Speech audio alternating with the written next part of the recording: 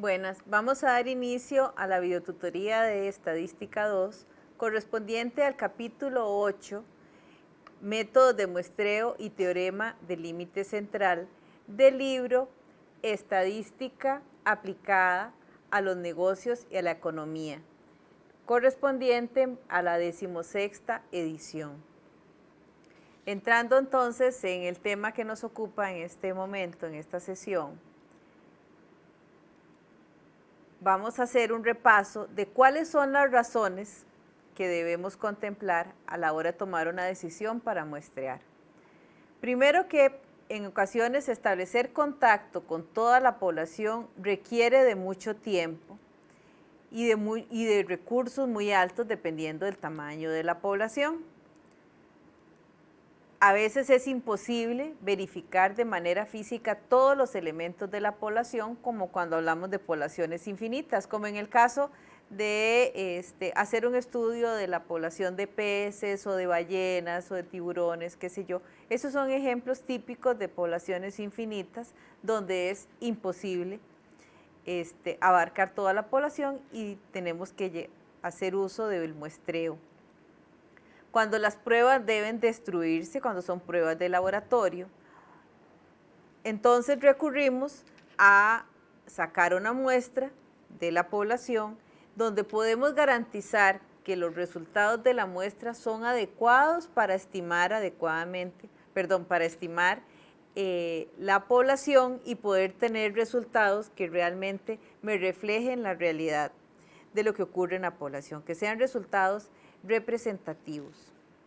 Eso lo podemos lograr siempre y cuando sigamos los pasos que vamos a ver ahora, los diferentes tipos de muestreos, y hagamos la selección de los elementos de la muestra también siguiendo todas las recomendaciones estadísticas. El muestreo aleatorio simple consiste en seleccionar una muestra de manera que cada elemento o individuo de la población tenga las mismas posibilidades de ser seleccionados. Todos van a tener la misma probabilidad de selección. Para esto requerimos que todos los elementos de la población estén enumerados para poder sacar la muestra. Podemos hacer uso de la tabla de números aleatorios que se encuentra en el libro en el apéndice B4. Y también ahora, pues el Excel nos da la oportunidad de poder seleccionar una muestra de manera aleatoria. En el mismo Internet hay también generadores de números aleatorios. Podemos darle el tamaño de la población y cuánto es el tamaño de la muestra que nosotros queremos y nos genera los números aleatorios correspondientes al tamaño de la muestra deseada. Por eso es que el requisito fundamental de este tipo de muestreo es que los elementos de la población deben estar enumerados. En la página 222 del libro viene un ejemplo que nos dice, si se desea sacar una muestra de 10 jugadores de un total de 750, se enumeran los 750 jugadores y se seleccionan los 10 con los números aleatorios de la tabla. Para eso debemos buscar números de 3 dígitos, porque vea que tenemos 750 jugadores. Lo que hacemos es sencillamente partir de cualquier parte de la tabla, de cualquiera de las columnas que aparecen en la tabla, y de ahí yo puedo continuar hacia abajo, hacia la derecha, hacia la izquierda, hacia donde quiera, porque la tabla toda está completamente aleatorizada. En el ejemplo que viene en el libro, pues el lápiz que pusimos cayó aquí, entonces el primer número sería 0,73.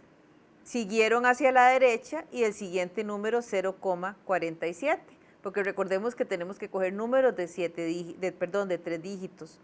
Siguieron a la derecha, el siguiente número que cayó fue 189. Y así sucesivamente se pueden ir seleccionando los 10 números que van a ser los que corresponden a las 10 jugadores seleccionados que requerimos en la muestra. Entonces, como les digo, esta tabla de números al azar está todo aleatorizada, es muy fácil de utilizar.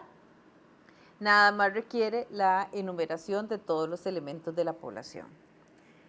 El muestreo aleatorio sistemático En él consiste en seleccionar un punto aleatorio de inicio y posteriormente se elige cada késimo miembro de la población.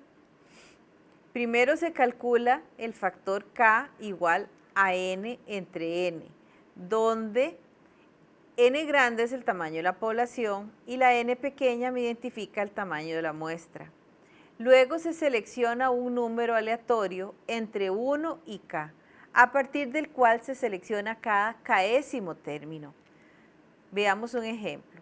Si el tamaño de la población es 100 y el tamaño de la muestra es 5, el factor K sería 100 entre 5, o sea, 20. Quiere decir que cada 20 voy seleccionando un elemento. Empiezo en un número que salga al azar entre 1 y 5. Digamos que el número al azar fue 4. Entonces, iniciamos la selección con el número 4 y luego seguimos sumando cada 20. O sea, saldría el elemento 4, el 24, el 44, 64 y el 84. Aquí están los 5 elementos de esta muestra que fueron escogidos también con un método sistemático. El otro es el muestreo aleatorio estratificado, cuando la población se divide en subgrupos a partir de ciertas características, que podemos llamar estratos, y se selecciona al azar una muestra de cada estrato para garantizar que cada uno se encuentre representado en la muestra. El tamaño de la muestra en cada estrato puede ser proporcional a la frecuencia relativa del estrato en la población. Esto es muy importante considerarlo porque aquí nos garantiza que realmente la muestra va a estar bien representativa en función de esos tamaños de los estratos, como lo vamos a ver en el siguiente ejemplo, que aparece en la página 225. Es una muestra aleatoria estratificada proporcional. En este ejemplo tenemos 5 estratos que fueron determinados a partir de los porcentajes de recuperación de capital. Para cada rango de recuperaciones aparece la frecuencia absoluta de la cantidad de empresas que se encuentran en cada uno de estos rangos y la frecuencia relativa. Entonces, ¿cómo interpretamos esto? Quiere decir que si esto lo multiplicamos por 100, estaríamos diciendo que el 54% de las empresas se encuentran entre 10 y 20% en recuperación. El 33% se encuentran entre 0 y 10%. El primero que nos dice el 2% de las empresas están entre 30% y más. Entonces vemos que la cantidad de empresas en cada uno de los estratos es muy diferente. Por eso tenemos que garantizarnos que la muestra que obtengamos de cada uno de los estratos esté bien ponderada en función de estas proporciones que aparecen aquí, o sea, en función de la cantidad de empresas que están dentro de cada uno de los estratos. Si la muestra que vamos a sacar es de 50, entonces para distribuir esta muestra de 50 entre cada estrato, lo que hacemos es multiplicar el tamaño de la muestra 50 por la proporción del estrato. 50 por 0.02, o sea, el estrato 1 sacamos una empresa. 50 por 0.10, que es esto, nos da 5, de este estrato sacamos una muestra 5. El tercer estrato es 50 por 0.54, nos da 27. Entonces del tercer estrato sacamos 27 y así sucesivamente. Entonces vemos que del estrato más grande, donde había el 54% de las empresas y habían 189 empresas de la población, nos sale la mayor cantidad de empresas en la muestra. Es donde hay 27 empresas que debemos estudiar. Del segundo estrato en importancia, es el que va del 0 al 10%, pues tenemos 16,5 y así sucesivamente. Entonces aquí vamos a obtener una muestra aleatoria estratificada proporcional al tamaño de los estratos. Y el siguiente muestreo que vamos a ver es el muestreo por conglomerados. Se emplea para reducir el costo de muestrear una población dispersa en cierta área geográfica. La población se divide en conglomerados a partir de los límites naturales geográficos o de otra clase. A continuación seleccionan los conglomerados al azar y se toma una muestra de forma aleatoria con elementos de cada grupo. Los conglomerados pueden ser regiones, cantones o distritos y se les llama unidades intermedias. En el ejemplo de la página 226 del libro, nos hacen referencia a una muestra que se desea seleccionar de los residentes del gran área metropolitana de Chicago, para lo cual se selecciona primero al azar 3 de los 12 condados de la zona, que son los que están marcados en el mapa con color verde. Estos fueron los 3 condados seleccionados. Después se toma una muestra aleatoria de los residentes de cada uno de los condados seleccionados a los cuales se les hace la entrevista. Cada condado seleccionado es lo que se conoce como unidad intermedia. Ahora, ¿cómo seleccionar la muestra dentro de cada uno de estos condados? Podría ser una selección al azar, como con el procedimiento que lo vimos al inicio. Podríamos hacer una enumeración de las viviendas, por ejemplo, de estos condados y seleccionar aleatoriamente las viviendas luego de una enumeración de todas las viviendas de la población. Es un método. También podemos utilizar una selección sistemática de las viviendas, igualmente de acuerdo al procedimiento que vimos hace un rato. Pero el asunto es que aquí vamos por conglomerados. Primero agrupamos en este caso por condados, seleccionamos aleatoriamente los condados y luego hacemos una selección que también tiene que cumplir con los principios estadísticos de la aleatoriedad para seleccionar los residentes que deseamos entrevistar.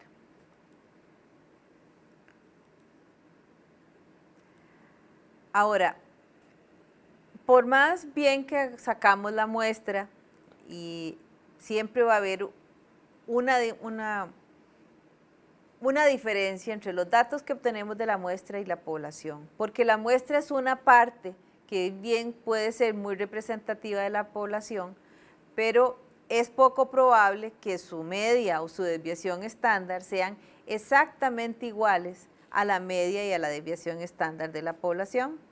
Entonces, la diferencia entre el valor muestral del estadístico, ya sea el promedio, la desviación estándar y el parámetro de la población, es lo que se le llama error de muestreo. Que en el caso de que si lo que el estadístico que estamos estudiando es la media, entonces el error de muestreo es la diferencia del promedio muestral, que se le conoce también como X barra, y el mu o el promedio poblacional. Si es positivo, significa que la media muestral excede la media poblacional.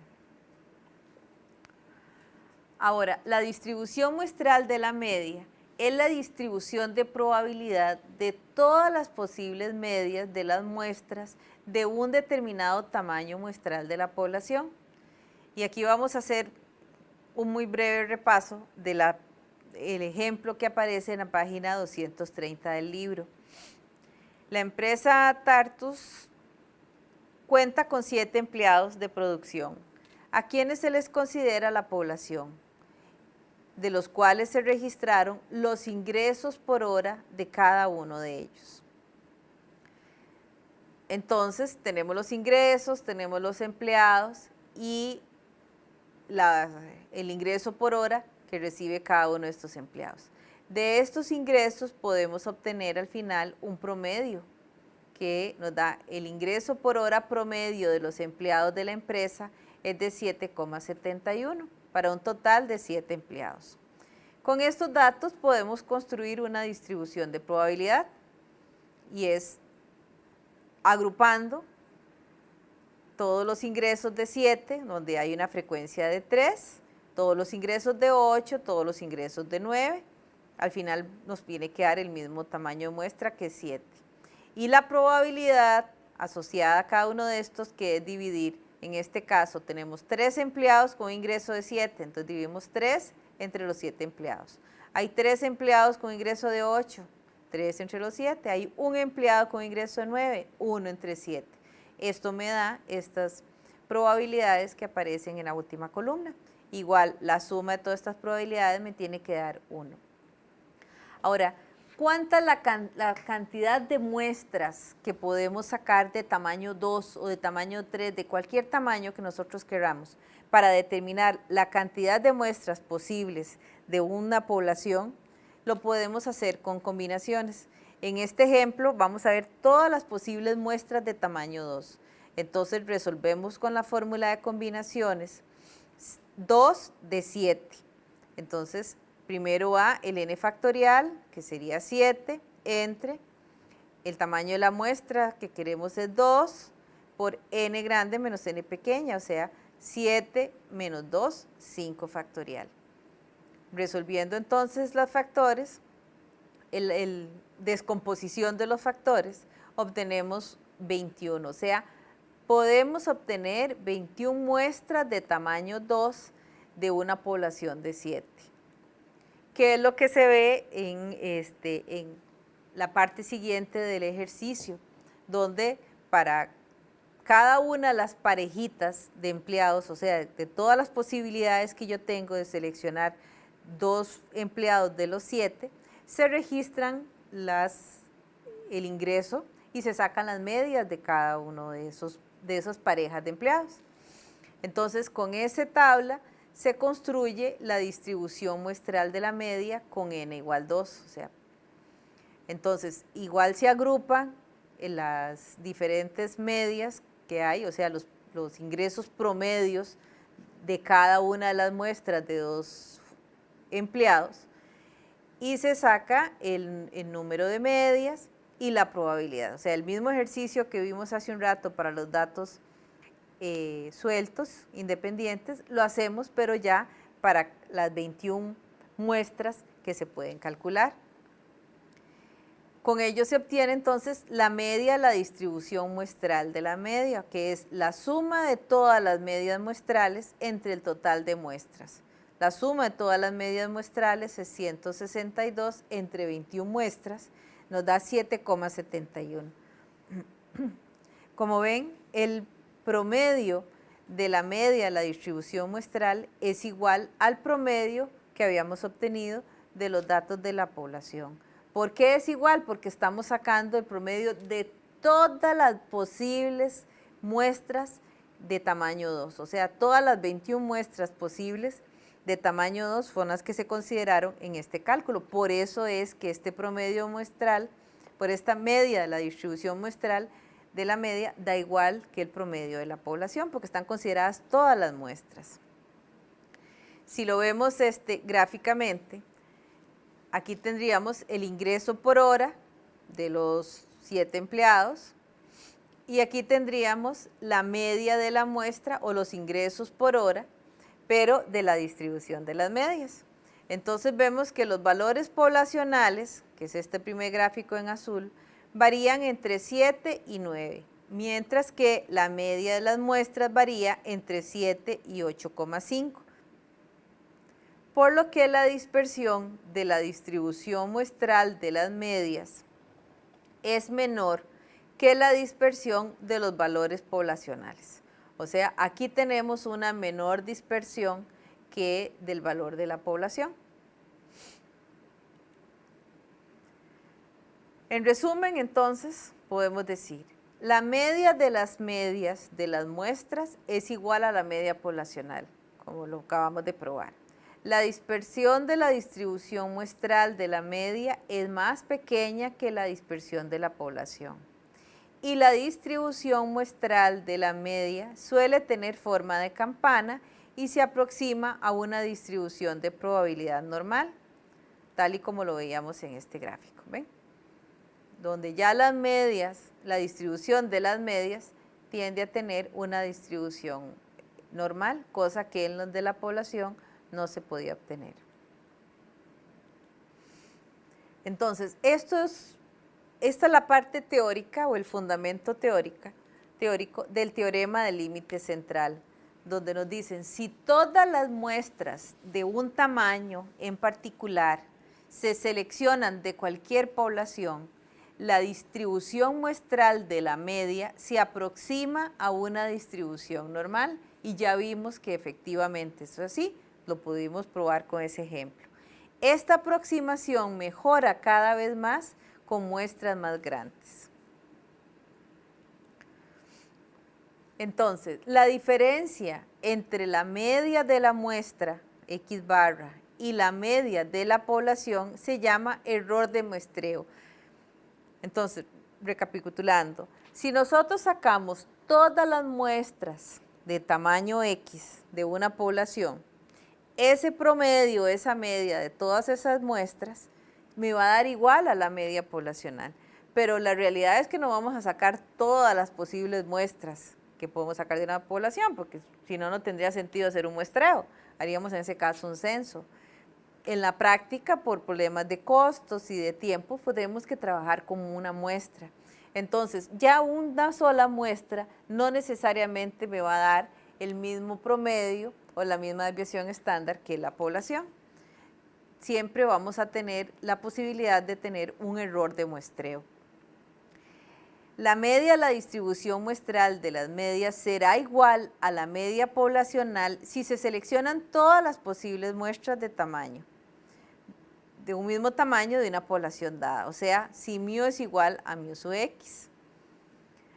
Hay menos dispersión en la distribución muestral de las medias que en la población y si se incrementa el tamaño de la muestra. Así disminuye el error estándar de la media. O sea, este error de muestreo que está aquí, lo podríamos ir reduciendo en la medida en que el tamaño de la muestra sea mayor. Entonces, hay una mayor posibilidad de que esas diferencias también entre el valor muestral y el poblacional sean más pequeñas, y también que la dispersión o la variación en los datos sea menor. El error estándar de la media, que es sigma de X barra, es igual a sigma, que es la desviación estándar de la población, entre raíz de n, donde sigma es la desviación estándar. Para determinar la probabilidad de seleccionar una observación que caerá dentro de un intervalo específico, lo que hacemos es estandarizar con la fórmula que vimos anteriormente, que z es igual a x menos mu entre sigma, donde z es la distancia entre un valor seleccionado designado con x y la media poblacional mu, dividido entre la desviación estándar de la población sigma. Pero cuando nos referimos a una muestra y no a una observación, a la hora de calcular el valor de z debemos de tener cuidado, y esto es importante que lo anoten bien, porque el z ya sería igual a x barra menos mu, y vean que en el denominador ya no está sigma solo, sino que es sigma entre raíz de n, o sea que es el error estándar de la media. Entonces, esta fórmula con x y sigma solo lo utilizamos cuando es un intervalo para un valor específico. Cuando debemos calcular la probabilidad de una observación en un intervalo específico. Pero cuando debemos calcular la probabilidad para una muestra, entonces, o la media, en ese caso debemos calcular el valor de z partiendo del promedio y del error estándar de la media. Veamos el ejemplo de la página 241. Nos dice, la cantidad de bebida de coca tiene una distribución de probabilidad normal.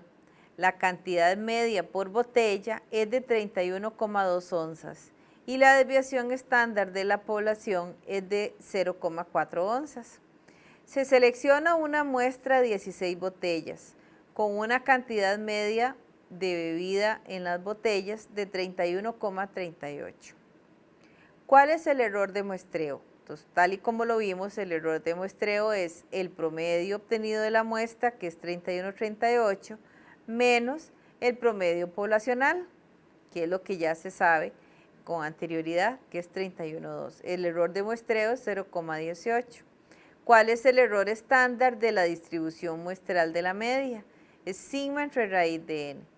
Sigma es la desviación estándar poblacional, que es 0,4, entre el raíz de la muestra, que es 16. O sea, el error estándar es de 0,1. ¿Cuál es la probabilidad de obtener una muestra de 16 botellas y tener una media de la muestra igual o superior a 31,38? Estandarizamos, calculamos el valor de Z. Vean que, tal y como lo vimos hace un rato, aquí nos piden la probabilidad de tener una media de la muestra. Esta es una palabra clave para poder aplicar correctamente la fórmula del cálculo de la Z. O sea, nos dicen la probabilidad de la media de la muestra. Entonces, el valor de Z es con X barra menos mu entre sigma entre raíz de n. X barra es 31,38 menos mu 31,02 entre sigma 0,4 entre raíz de n, que es 16. Esto nos da un Z de 1,8. Buscamos en el apéndice B3, donde estaba la función de probabilidad normal, el valor de Z de 1,8 y esa probabilidad de 0,4641. Como es la probabilidad de que obtener una muestra de 16 botellas y una media, que en una muestra de 16 botellas tener una media de la muestra igual o superior a 31, entonces estamos hablando de que lo que tenemos que calcular es el área que se encuentra en el extremo derecho de la curva. Entonces, todo el área, el 50% de los datos de la curva es 0,5 menos la probabilidad acumulada hasta el Z de 1,8, que es 0,4641, nos da una probabilidad restante en el último sector de la curva de 0,0359. Así que la probabilidad deseada es menor del 4%. Muy bien, esto entonces sería lo que es los diferentes procedimientos que podemos utilizar para muestrear, y continuaríamos en una próxima videoconferencia con los temas del capítulo 9 según el libro. Muchas gracias.